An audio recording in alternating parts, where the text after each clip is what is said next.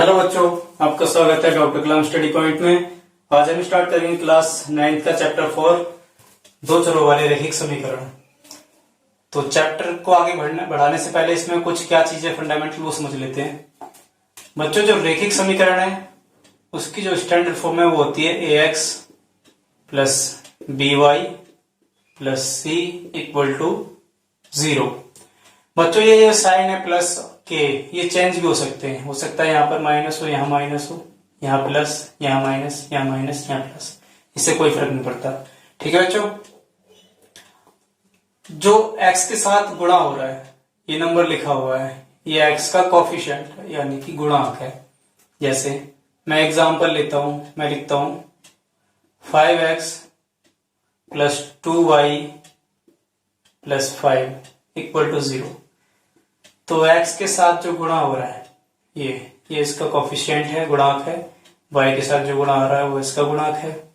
ठीक है बच्चों, अगर आपको यहां से पहचानने के लिए कहा जाए कि आप पहचानिए a क्या है, b क्या है, तो x के साथ जो मल्टीप्लाई होगा वो नंबर a होगा। तो यहाँ पर a हमारा 5 है, और y के साथ जो मल्टीप्लाई होगा b होगा, तो b हमारा 2 है, और जो नंबर में रहता है सिंगल वो हमारा c होता है। c हमारा 5 है। ठीक है बच्चों, आपको एक सवाल दे रखा है, कहता है x की वैल्यू 5 है और कहता है इसको रैखिक समीकरण में चेंज कीजिए, लीनियर इक्वेशन में इसको लिखिए। तो हमको पता है कि जो लीनियर इक्वेशन की फॉर्म है वो ax plus by plus c equal to 0 होती है। तो हमारा जो इक्वल में है वो 0 आना है, तो ये 5 इधर आएगा। अगर 5 इधर आएगा तो फॉर्म बनेगी x माइनस 5 इक्वल टू 0।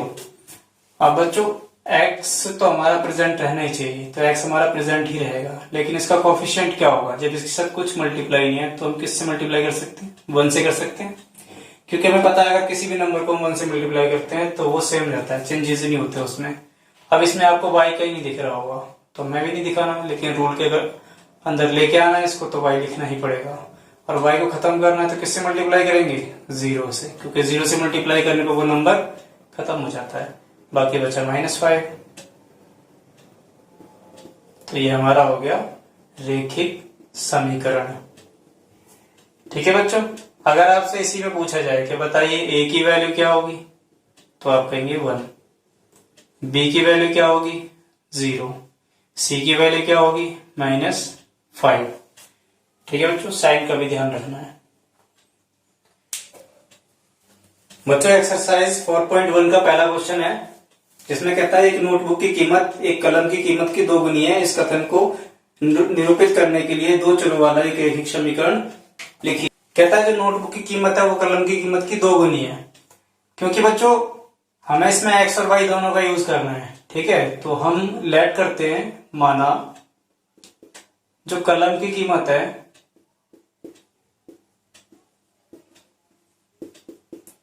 वो x रुपए है, और जो नोटबुक की कीमत है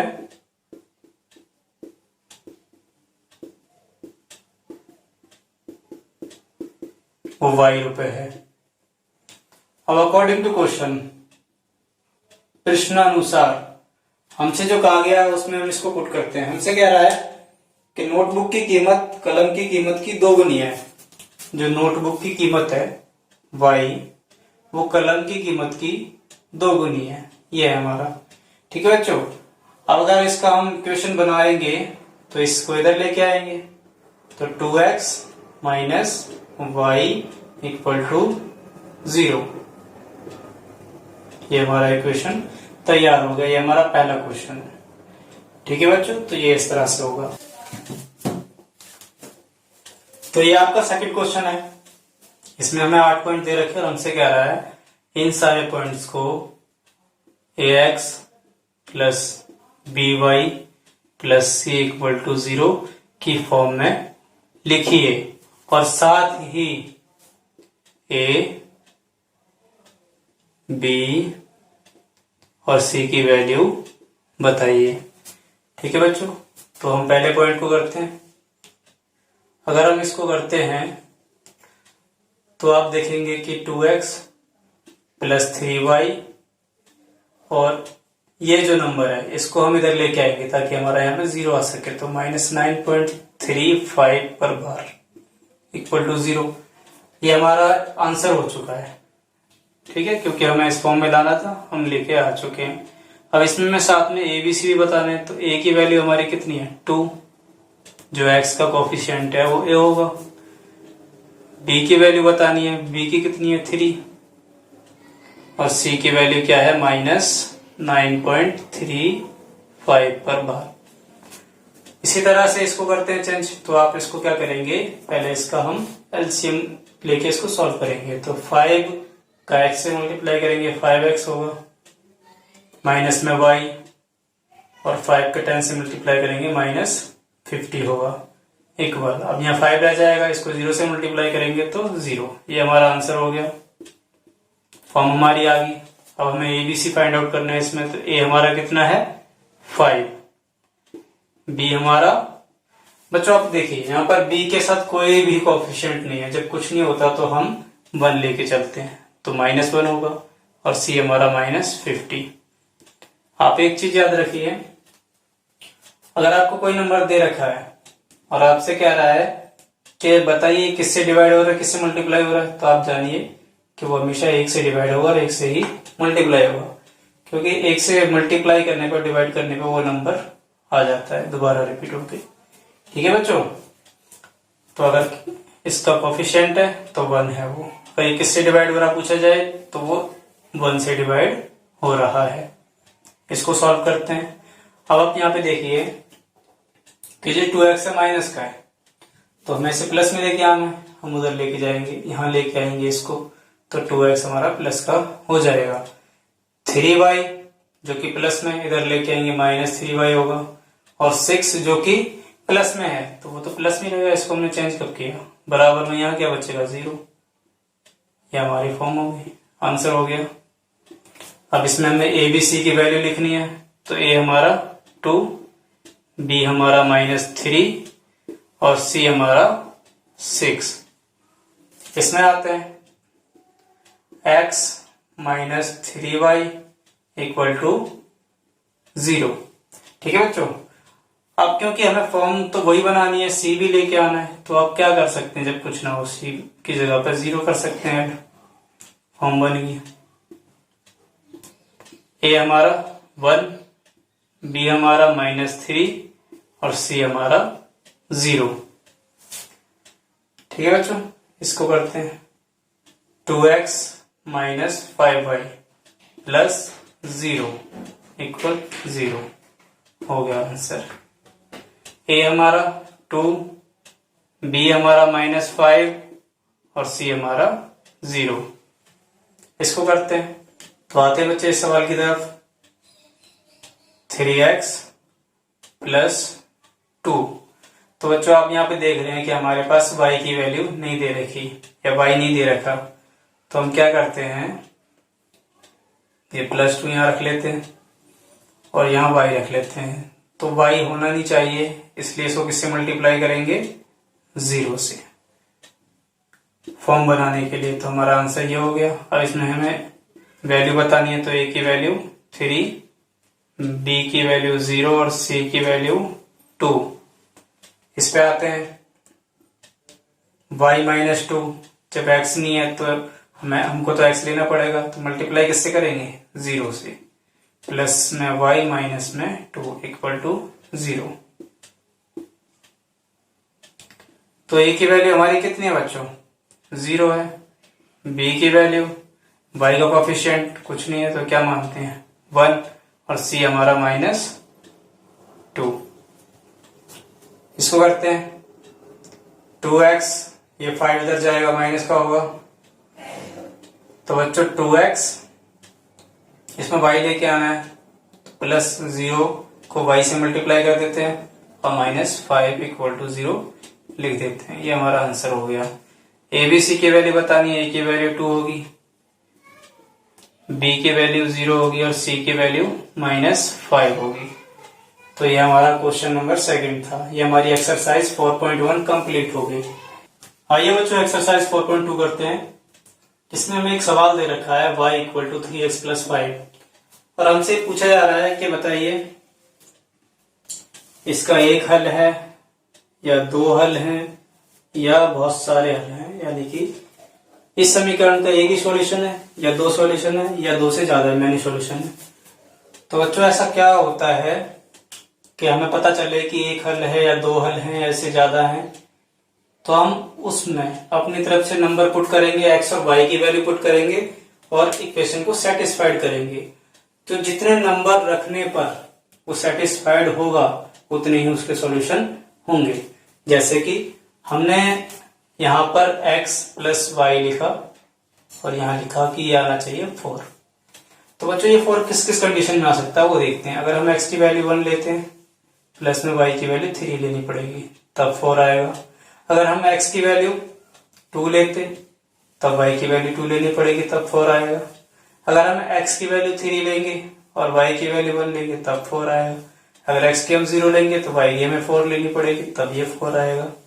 तो इस तरह से बहुत सारी कंडीशन इसकी बन सकती है, यानी जिसको इसको हम चेंज करेंगे जितनी बार उतनी ही कंडीशन हमारी इसमें बनेंगी। अगर हम यहाँ 5 लेते हैं प्लस में तो हमें यहाँ पे माइनस लेना पड़ेगा तब 4 आएगा। ठीक है, तो जितनी भी इसकी कंडीशन इसको सेटिस्फाइड करेंगी उतने ही इसके सॉल्यूशन होंगे। तो आप यहाँ देख रहे हैं 2 3 4 और इससे भी आगे हम सॉल्यूशन बना सकते हैं। तो इस तरह इसके बहुत सारे सॉल्यूशन होंगे। इसी तरह हमें ये सवाल दे रखा है, पहला हमसे कहता है कि y equal to 3x plus 5 है, बताइए इसके कितने सॉल्यूशन होंगे। तो बच्चों जितनी बार हम x और y की वैल्यू चेंज करेंगे उतनी बार हमारा इसका आंसर चेंज होएगा। जैसे हम यहाँ पर x की वैल्यू 1 ले लेते हैं प्लस 5, तो ये y कितना हो जाएगा 5 और 3 8। अगर हम इस बार x की जगह पर 2 लिख देते हैं प्लस 5 तो रह ही रहेगा, तो 3 दूनी 6 6 और 5 11, यानी कि y की वैल्यू 11 आ गई। इस बार 3 ले लेते हैं x की वैल्यू तो कितनी आ गई 14 आ गई। यानी जितनी बार हम x की वैल्यू चेंज कर रहे हैं उतनी बार y की वैल्यू चेंज हो रही है। तो इसके कितने सॉल्यूशन हो सकते हैं, इसके मैनी सॉल्यूशन होंगे, यानी कि अनेक हल, अपरिमित रूप से अनेक हल। ठीक है बच्चों, तो ऐसे हम क्वेश्चन नंबर 2 का पहला पॉइंट कहता है कि हमारे सामने एक इक्वेशन दे रखा है, इसके 4 हल बताइए, इसके 4 सॉल्यूशन निकालने हैं। और इसके बाकी 2 पॉइंट है वो आप खुद करेंगे, इजी है, जैसे मैं बताऊंगा वैसे ही आप ट्राई कर सकते हैं। तो बच्चों अगर हम इसके 4 हल निकाल लें तो हम कंडीशन को सेटिस्फाइड कराएंगे। लेट क्या कर सकते हैं, हम x की जगह पर 1 ले लेते हैं। ठीक है, तो जब हमने x की जगह पर 1 लिया है प्लस y इक्वल टू 7, तो आप ये सोचो कि 2 एकम 2 हो जाएगा और y निकालने के लिए 7 में से 2 को घटाना पड़ेगा, तो कितना आएगा 5। तो हमारा जो y आएगा वो 5 आएगा। तो एक कंडीशन तो ये होगी जब x 1 होगा y 5 होगा। दूसरी कंडीशन 2x की जगह पर इस बार क्या करते हैं 2 रख लेते हैं प्लस y इक्वल टू 7, 2 2 जा 4, 7 में से 4 घटाएंगे y की वैल्यू कितनी आएगी 3 आएगी। यानी जो सेकंड आंसर होगा वो हमारा होगा कि x की वैल्यू 2 और y की वैल्यू 3। अब क्या करें बच्चों, इस बार 3 रख लेते हैं, 3 दूनी 6, 7 में से 6 गया 1 बचेगा, y की वैल्यू 1 आ गई। यानी जब हमने इसकी वैल्यू 3 रखी तो y की वैल्यू 1 आ गई। अब क्या करें, आगे आगे हम क्या करते हैं x की वैल्यू 0 ले लेते हैं। अगर हमने x की वैल्यू 0 ली है तो ये 0 हो जाएगा और 0 को 7 में से माइनस करेंगे तो 7 ही आएगा। तो ये हमारे 4 हल हो गए। इसके आगे भी बहुत सारे सॉल्यूशन इसके हो सकते हैं, लेकिन हमसे सिर्फ 4 ही पूछे गए तो हमने 4 इसके बता दिए। ठीक है बच्चों, और बाकी इसके 2 पॉइंट हैं जो कि बहुत इजी है, वो भी आप कर लेंगे इसी तरह से।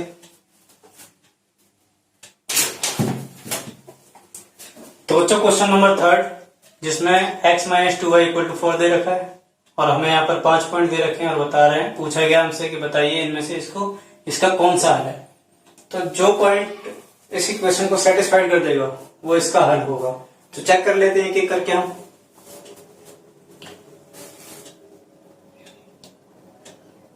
पहला पॉइंट हमारा है 0 और 2, इसके लिए चेक करते हैं।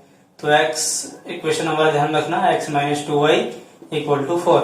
x हमारा 0 माइनस 2, y की वैल्यू 2 इक्वल टू 4। तो 0 minus 4 equal to 4, minus 4 equal not 4। इसका मतलब ये इक्वल नहीं आए तो ये कंडीशन सेटिस्फाइड नहीं करेगी, यानी इसका ये हल नहीं है। आप लिख सकते हैं हल नहीं है। ठीक है। इसी तरह सेकंड क्या है, 2 और 0। तो क्या करेंगे, x की जगह पर 2 पुट करेंगे, माइनस 2, y की जगह पर 0 पुट करेंगे, इक्वल टू 4। इक्वेशन यही रहेगा, x की जगह पर 2 माइनस 2, y की जगह पर 0 पुट करेंगे। तो 2 माइनस 0 इक्वल टू 4।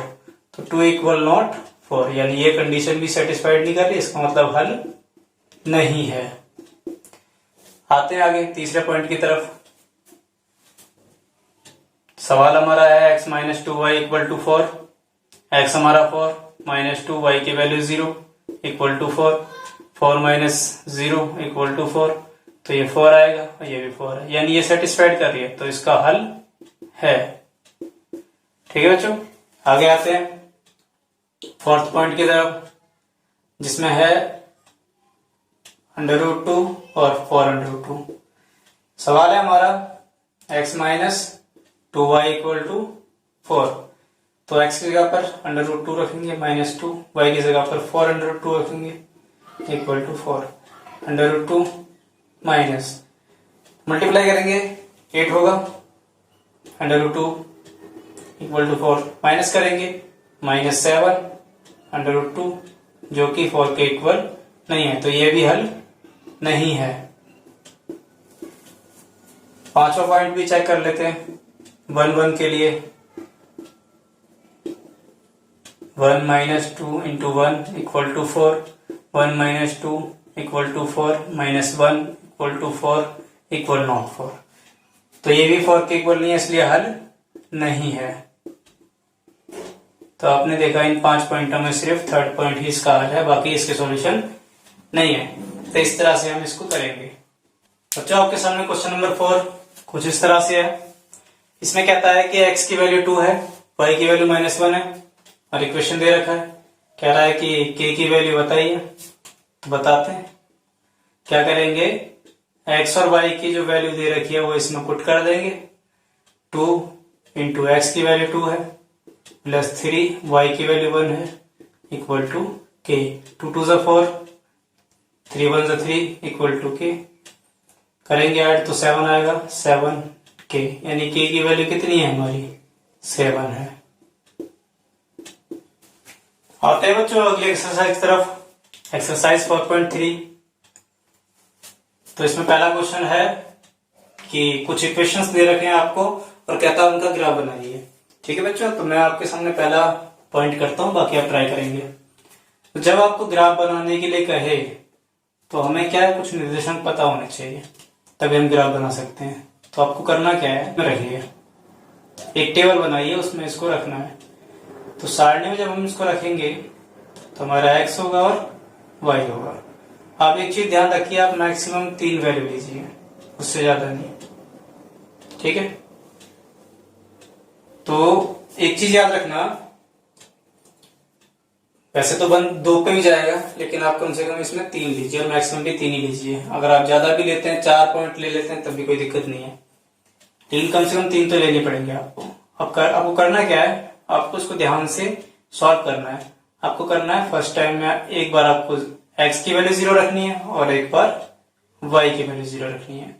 अब आपको ये सोचना है कि अगर हम x की वैल्यू 0 रखते हैं तो y की वैल्यू क्या आएगी। अगर हम यहाँ 0 रखेंगे तो 0 इधर जाके माइनस हो जाएगा, तो y क्या बचेगा, 4 ही बचेगा। 4 में 0 हटाएंगे 4 बचेगा, यानी y की वैल्यू 4 आ रही है। अगर हम y की वैल्यू 0 रख रहे हैं तो ये 0 इधर जाके माइनस हुआ, यानी 4 ही बचेगा। तो x की वैल्यू क्या आ रही है, 4 आ रही है। ठीक है, जो हमें चाहिए था वो हमें मिल गया। अब हम क्या करते हैं, कुछ और भी ले लेते हैं अपनी मर्जी से। हमने x की वैल्यू 1 ले ली। अगर हम x की वैल्यू 1 लेते हैं, यहाँ पर 1 ले लेते हैं, तो प्लस y इक्वल टू 4 बचेगा। ठीक है, अब ये 1 इधर जाके किसमें चेंज होगा, माइनस में, यानी y इक्वल टू 4 माइनस 1। तो y की वैल्यू आ कितनी रही है, 3 आ रही है। ठीक है बच्चों, तो y की वैल्यू 3 आ रही है। अब इसको आप ग्राफ पे दिखाइए। तो अब ग्राफ बनाएंगे ऐसे, ये आपका x होगा, ये नेगेटिव x होगा, ये y और ये negative y। 0 1 2 3 4 1 2 3 4 x0 y4 x0 y4 ये पॉइंट हो गया। x4 y0 ये वाला पॉइंट हो गया। x1 y3 x1 and y3 ये वाला पॉइंट हो गया। तो इनको मीट कर सकते हैं हम ग्राफ पे। ठीक है बच्चों, ये हमारा ग्राफ तैयार हो गया। ये हमारा क्या है, 0 एंड 4। ये हमारा क्या है, 4 एंड 0। ये हमारा है 1 एंड 3। तो आपने इजीली ये ग्राफ बनाना सीख लिया होगा। आपको कोई भी इक्वेशन दे रखा हो, आप उसमें ये अब करना क्या है, आपको ध्यान रखना है कि एक बार x की वैल्यू 0 लेनी है, फिर उसके लिए y की वैल्यू पता करनी है, और एक बार y की वैल्यू 0 लेनी है, उसके लिए x की वैल्यू पता करनी है। बाकी अपनी मर्जी से यहाँ पर हम कुछ भी ले सकते हैं। एक पॉइंट और बढ़ाना है तो कुछ भी ले सकते हैं, 1 ले सकते हैं, 2 ले सकते हैं, 3 जो। और इजी लेने के लिए आसान नंबर लो ताकि इजी ग्राफ बने आपका। तो इस तरह से आपको ये सॉल्व करना है, और आपको इसके जो बाकी 3 पॉइंट या 2 पॉइंट जो बचे हुए हैं वो आपको सॉल्व करना है। बच्चों, आपसे अगला क्वेश्चन पूछा गया है कि बिंदु 2, 2 एंड 14 के लिए ग्राफ के लिए समीकरण बनाइए, और ऐसे कितनी रेखाएं हो सकती हैं और क्यों हो सकती हैं। आपको इसको इक्वेशन में पुट करना है। तो बच्चों, अभी हमने 3rd चैप्टर में सीखा था कि जो हमारा इक्वेशन होता है ax plus B Y plus C equal to 0 होता है। यानी अगर हम x प्लस वाई लेके करते हैं, ठीक है, तो हमारा यहाँ पे कुछ ना कुछ आ रहा होगा, z आ रहा होगा। अब चाहे तो इस z को माइनस में भी लेके आ सकते हैं, यानी x plus Y minus z equal to 0, ऐसे भी बना सकते हैं। ठीक है बच्चों, अब x कितना है 2, y कितना है 14 इक्वल टू 16। ठीक है, तो ये हमारा हो गया x plus Y equal to 16। ये हमारा एक समीकरण हो गया। कह रहा है ऐसे कितने समीकरण हम बना सकते हैं, तो इसमें हम अनगिनत समीकरण बना सकते हैं। कैसे, देखिए बच्चे, कि x प्लस वाई तो रहेगा ही रहेगा, ठीक है, x और y तो दे ही रखा। अब इसमें आप x प्लस वाई कीजिए, x माइनस वाई कीजिए, 2x प्लस वाई कीजिए, या 2x minus Y, 3x plus 2y, कुछ भी करें, x y तो आपका ये दे रखा है। आप इसकी जितनी ज्यादा वैल्यू चेंज करेंगे उतनी ज्यादा आपके इक्वेशन तैयार हो जाएंगे। 3rd क्वेश्चन है बच्चों, इक्वेशन दे रखा है 3y equal to x plus 7, और यहाँ पर हमें निर्देशांक दे रखे हैं, x और y की वैल्यू दे रखी है। हमसे पूछा है कि a की वैल्यू बताइए, जैसा कि हमने भी एक क्वेश्चन किया था पिछला जिसमें हमने k की वैल्यू बताई थी और x y की वैल्यू हमें दे रखी थी। तो वैसा ही है, ये x y की वैल्यू दे रखी है, हमें a की वैल्यू पता करनी है। करते हैं पता। 3, y की वैल्यू कितनी है 4, a, x की वैल्यू 3 प्लस 7, 3 4 12, a का 3 से मल्टीप्लाई करेंगे 3a प्लस 7 12, ये 7 इधर आएगा माइनस का होगा इक्वल टू 3a, हटाएंगे 5 बचेगा इक्वल टू 3a। आपको पता है कि ये 3a के साथ मल्टीप्लाई हो रहा है तो डिवाइड में पहुंचेगा, यहाँ क्या बचेगा ये, यानी ये हमारा आंसर हो गया।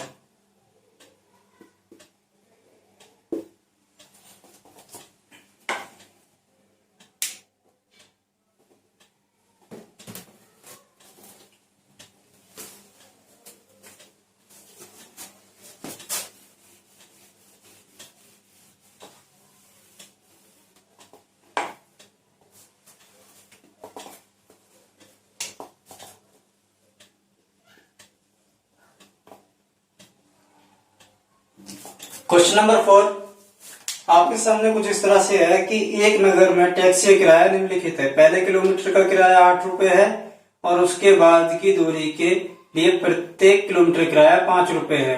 यदि यह यदि तय की गई दूरी x किलोमीटर है और कुल किराया y है, तो इसका एक रेखिक समीकरण लिखिए और उसका आलेख भी खींचिए, यानी सॉल्यूशन भी निकालने हैं। तो बच्चों ये कहता है यदि तय की गई दूरी x किलोमीटर है, तो कुल दूरी हमें दे रखी है, इसकी कुल दूरी कितनी है, x किलोमीटर है। आगे बच्चों इसमें हमें दे रखा है कुल जो किराया है उसका y रुपए है, यानी कि कुल किराया टोटल उसका जो फेयर है वो y रुपीज है, y रुपए। ठीक है बच्चों, कहता है कि पहले किलोमीटर किराया x रुपए है, यानी वो जो 1 किलोमीटर चला है, 1 किलोमीटर चला है तो उसका किराया कितना दिया होगा इसने, 8 रुपए। 8 रुपए दे चुका होगा 1 किलोमीटर किराया। मैं ये कहता हूं इसकी जो टोटल दूरी है वो x किलोमीटर है, उसमें से 1 किलोमीटर तो वो चल चुका है, जिसके लिए उसने किराया भी दे दिया 8 रुपए। कहता पहले किलोमीटर का 8 रुपए दिया उसने, तो अब बाकी डिस्टेंस बची कितनी है, टोटल x थी, x में से 1 वो चल चुका है, तो बची कितनी, x माइनस 1 किलोमीटर, ये डिस्टेंस बची है। ठीक है बच्चों, ये डिस्टेंस उसकी बची है। कहता है और उसके बाद की दूरी के लिए, यानी इस दूरी के लिए जो किराया है वो 5 रुपए है प्रति किलोमीटर, यानी कि ये दूरी के लिए अब वो कितने रुपए देगा हर किलोमीटर के लिए, 5 रुपए देगा। ठीक है, आप ऐसे समझें कि अगर उसकी दूरी 10 किलोमीटर होती, ठीक है, और वो 1 किलोमीटर के 8 रुपए दे रहा होता, 1 किलोमीटर के 8 रुपए दे रहा होता, तो अब उसकी डिस्टेंस बची कितनी थी टोटल, अगर 10 है तो 9 किलोमीटर बची होती, और 9 किलोमीटर के लिए वो हर किलोमीटर के लिए 5 रुपए दे रहा है।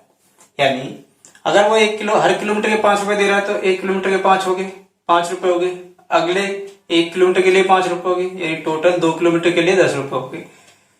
अगर 3 के पूछे जाए तो 15 रुपए, 9 के पूछे जाए तो इसको 9 से मल्टीप्लाई कर दो, कितने रुपए आ गए, 45 रुपीज। यानी पूरे वो 10 किलोमीटर के लिए 53 रुपए दे रहा होगा। ठीक है, तो इसी तरह से है कि टोटल डिस्टेंस तो 10 किलोमीटर है, इसलिए टोटल डिस्टेंस x किलोमीटर है। यहाँ पर 1 किलोमीटर के लिए 8 रुपए, यहाँ पर भी 1 किलोमीटर के लिए 8 रुपए। अब देखो बच्चों, इस तरह से टोटल डिस्टेंस 10 थी, 1 हमने हटा दी, बची कितनी, 9। उसी तरह से 1 हमने हटा दी तो x माइनस 1 बच गई।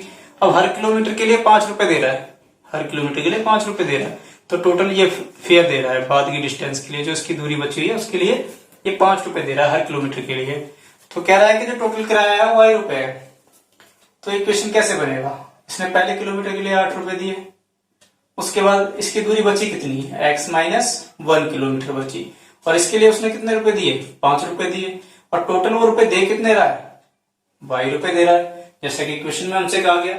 तो इसकी सिंपल हम करके इक्वेशन बना लेते हैं। 8 प्लस 5 का x से मल्टीप्लाई करेंगे 5x, माइनस 5 का 1 से मल्टीप्लाई करेंगे 5 इक्वल टू y, 5x, ये y इधर आएगा माइनस का y, 8 में से 5 घटाएंगे 3 प्लस का 3 इक्वल टू 0।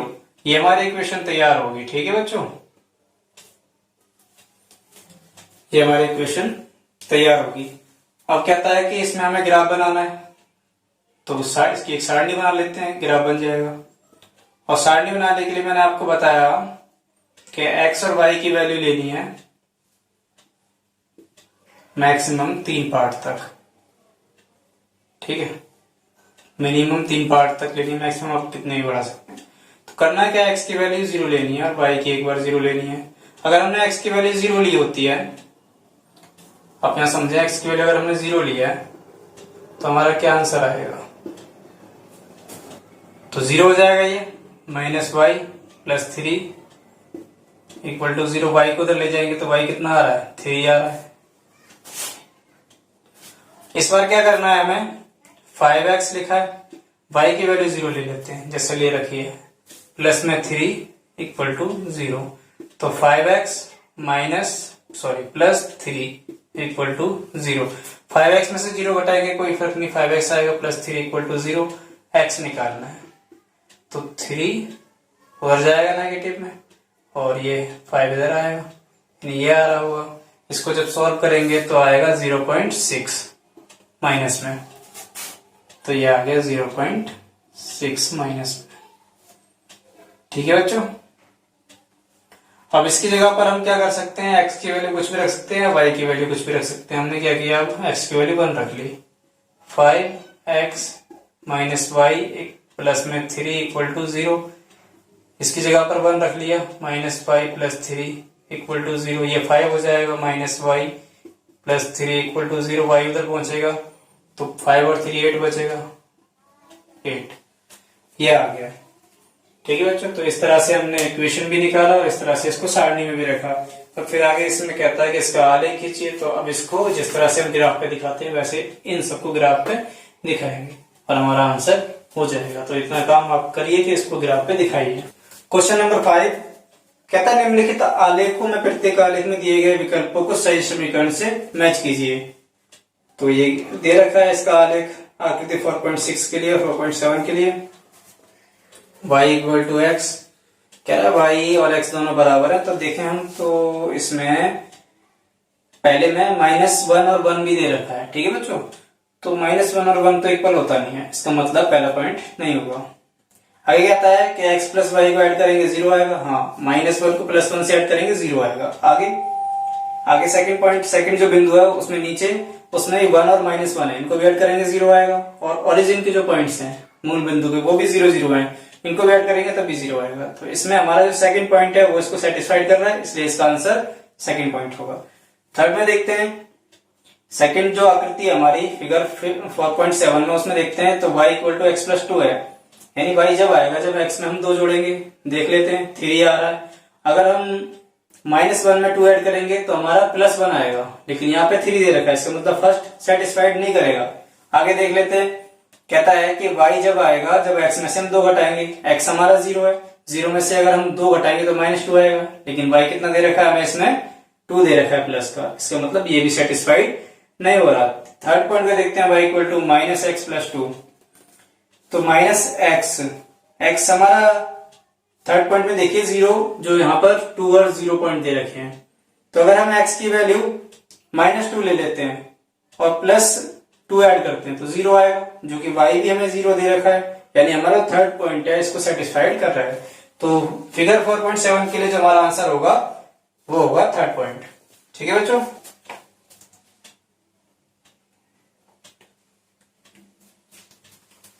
इस एक्सरसाइज का ये आखिरी क्वेश्चन है जिसमें हमें दे रखा है कि फ़ारेनहाइट और डिग्री सेल्सियस है और ये हमारा एक फॉर्मूला या इक्वेशन दे रखा है। कहता है इसको सॉल्व कीजिए। ठीक है, और ये कह रहा है कि सेल्सियस को तो x मानना है, x एक्सिस मानना है, फ़ारेनहाइट को y एक्सिस मानना है। तो जो सेल्सियस है उसको तो आप x मानिए और जो फ़ारेनहाइट है उसको आप y मानिए और इसको सॉल्व करना है। ठीक है बच्चों, तो इसमें करना क्या है, हमें वैल्यू चेंज करनी है। जैसे अगर हमें फ़ारेनहाइट निकालना है तो सेल्सियस की वैल्यू चेंज करके रखनी होगी। सेल्सियस क्या है, x, यानी 3 वैल्यू निकालनी है ज्यादा से ज्यादा।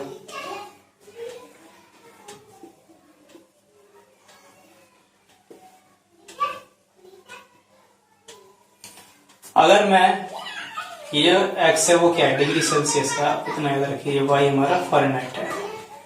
अगर मैं x की वैल्यू यानी c की वैल्यू 0 लेता हूं, यहाँ 0 लेऊंगा तो ये पूरा 0 हो जाएगा, बचेगा के पास में 32। तो ये कितना आ रहा है, 32 आ रहा है, ज्यादा बड़ा पहुंच रहा है। ठीक है, छोटा ही पहुंच सकता है। कैसे, अब करना क्या है कि यहाँ पर माइनस का नंबर लीजिए कोई भी, जो 5 से डिवाइड हो तो ये छोटा हो जाएगा। कैसे, जैसे 9/5 है, मैं इसको c को ले लेता हूँ -10, तो कितना आएगा, 2 आएगा। मल्टीप्लाई करेंगे -18 आएगा, और प्लस में कितना है, 32 है। 12 में से 8 गए 4, 2 में से 1 गए, यानी 14 आ गया। यानी जब मैं इसकी वैल्यू -10 ले रहा हूं तो हमारा ये 14 आ रहा है। ठीक है, तो आप इसमें ऐसे भी कर सकते हैं, जब हमने इसकी वैल्यू -10 ली तो ये हमारा 14 आ गया। आप चाहें तो इसकी वैल्यू 15 ले सकते हैं माइनस में। अगर हमने इसकी वैल्यू -15 ली होती तो ये 3 होके -27 हो रहा होता, प्लस में 32 है, घटाएंगे 5 आएगा। यानी जब इसकी वैल्यू हम -15 लेंगे तो ये हमारा 5 आएगा।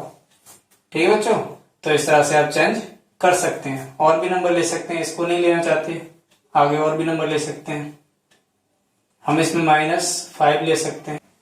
बच्चों जब इसमें हम -5 लेते हैं, -5 लेके भी चेक कर सकते हैं, तो 1 आएगा, तो -9 प्लस में 32 है यानी 23 आएगा इस पर। अब इनको क्या करना है, ग्राफ पे आपको दिखा देना है। तो आपको ग्राफ पे दिखाना पता है, ये किस तरह दिखाते हैं। एक तरफ x पॉजिटिव, एक तरफ negative, y positive y negative, और उस पर जो ये वैल्यू दे रखी है उनको हम दर्शा देते हैं। तो उम्मीद है आपको ये चैप्टर और ये एक्सरसाइज 4.3 समझ में आई होगी। ठीक है बच्चों, अगर आपको ये वीडियो अच्छा लगा है तो प्लीज इसको लाइक और सब्सक्राइब करें और शेयर करना ना भूलें। Thank you.